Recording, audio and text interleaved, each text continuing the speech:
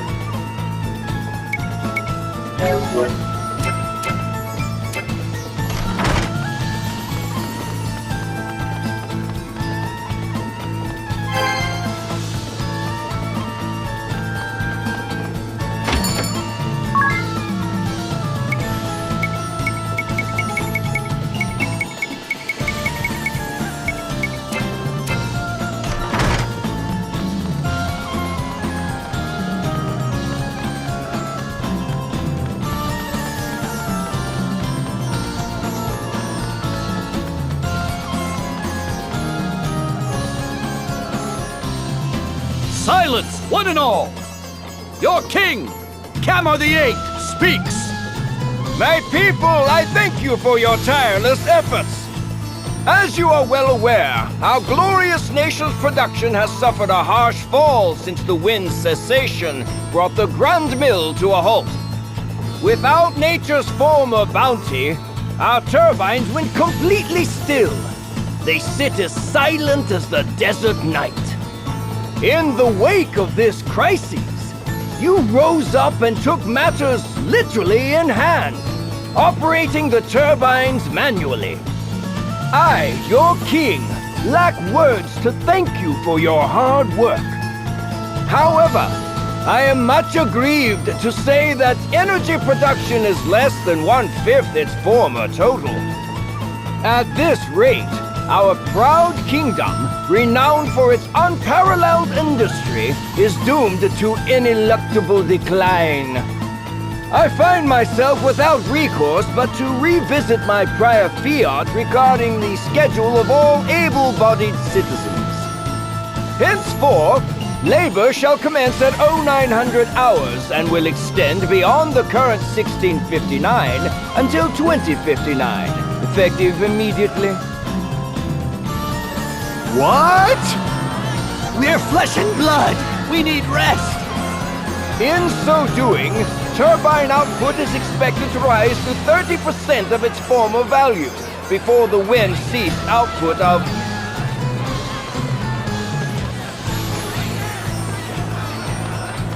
Your Majesty! Your Majesty! Grave news!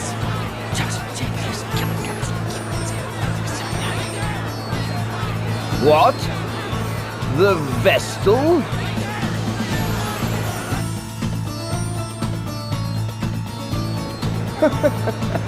Be calm, my children.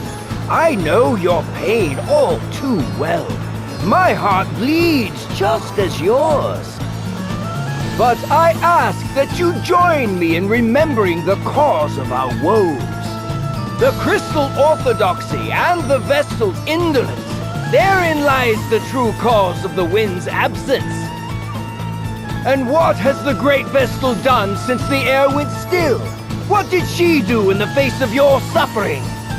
She abandoned you, fled the country to save herself alone. In this, Ancheim's first and direst hour of need, the Vestal we loved and trusted is powerless or unwilling to help. Though it pains me deeply to tell you of these things, I cannot deny this simple truth. What resolution can be brought about to this terrible crisis?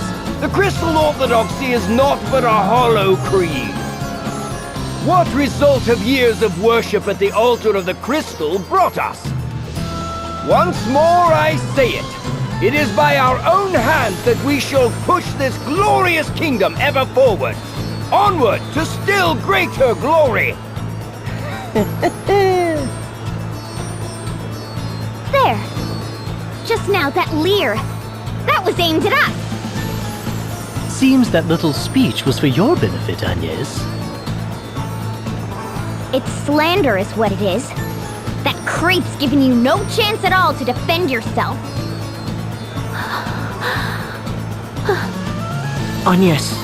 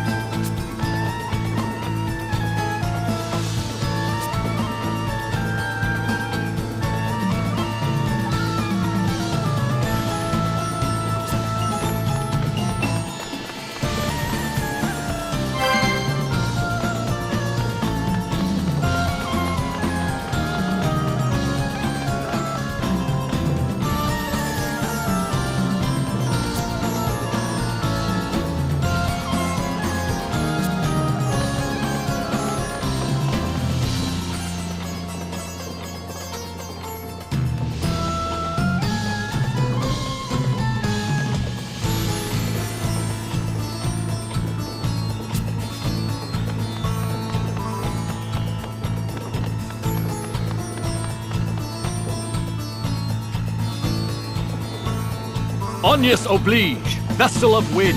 His Majesty bids you come.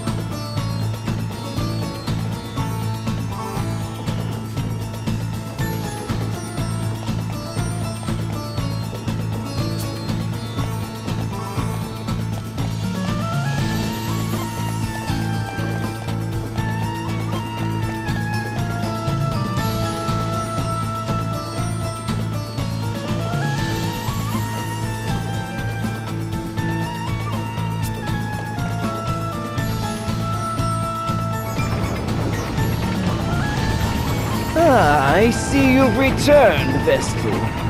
Why then did you not come to me for an audience immediately?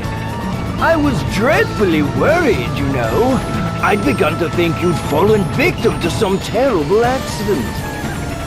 So, what of the Caldislan Chasm? I fear it was worse even than your Majesty had imagined. So tell me, was it worse than the state of your own nation?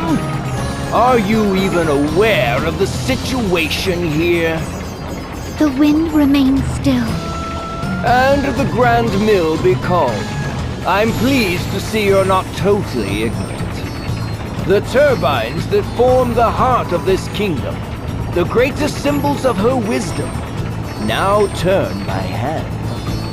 The hands of our citizens. Compulsory labor service. Our survival hinges now upon their sacrifice.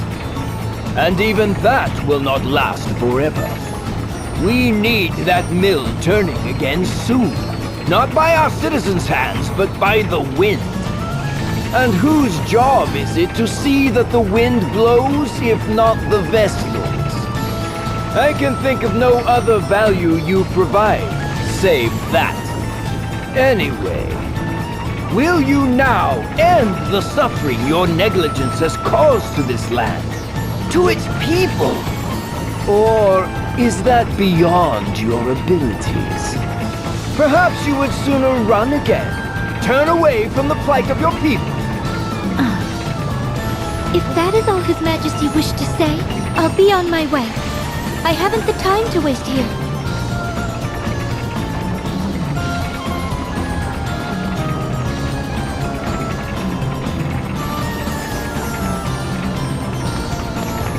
What?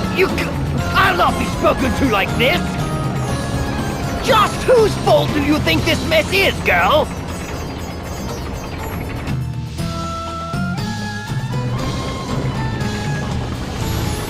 That could have gone better. Not that I blame you for getting mad. Mad? I felt no anger, only fear. The king frightens me. His tone was far from pleasant, but he didn't seem dangerous. The people who had come to hear him speak frighten me the same. Everyone in this city, they see me only as the Vestal, not a human being. I don't know how to speak to them. Just thinking on it sets my legs to trembling. That explains the tense look you've worn since we've landed here. Personally, I felt amazing after that little conversation. Did you see his face? It was purple. I nearly laughed out loud. I tuned him out about halfway through his speech myself. I never did have much attention span for listening to men go on. Now women. In any case, we'd best hurry to the temple. It's all that I can do.